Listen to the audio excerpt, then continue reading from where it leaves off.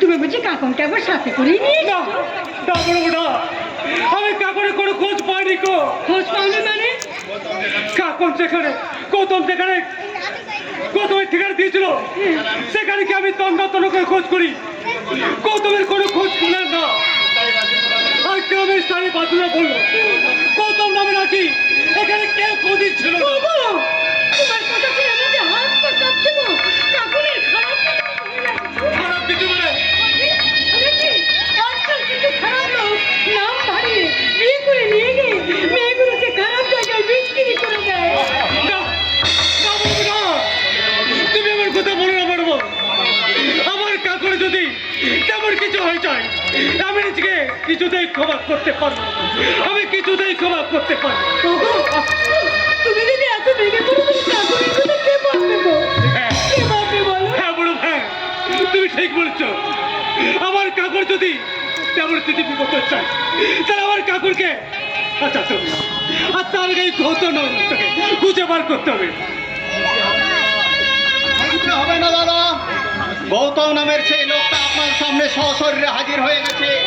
হ্যাঁ, কিন্তু গৌতম দিন আমায় মারুন, আপনার বোনকে বিয়ে করে নিয়ে গিয়ে কোথায় বিক্রি করে দিয়েছি সেই অপরাধে আমায় পুলিশে দিন। একই কথা, আমরা তোমাকে পুলিশে দিতে দেবো কেন?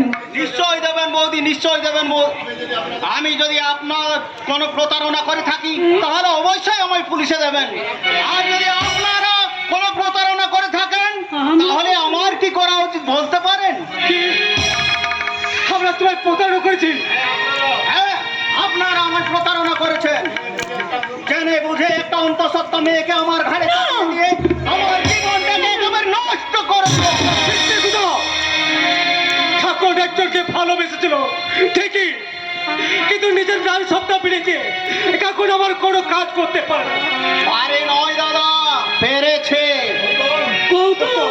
শুনুন তাহলে, হলো সজ্জার রাত্রে কাকন হঠাৎ ঘন ঘন বমি করতে থাকে। আমি ভাবলাম হয়তো অ্যাসিডিটির কারণে বমি করছে, কিন্তু হসপিটালে নিয়ে যেতে ডাক্তার বাবুকে অন্য কিছু ডাউট করে বসলেন। তারপর পেটের ছবি IMN-USG করে জানতে পারলাম কাকন 1 মাসের অন্তঃসত্ত্বা।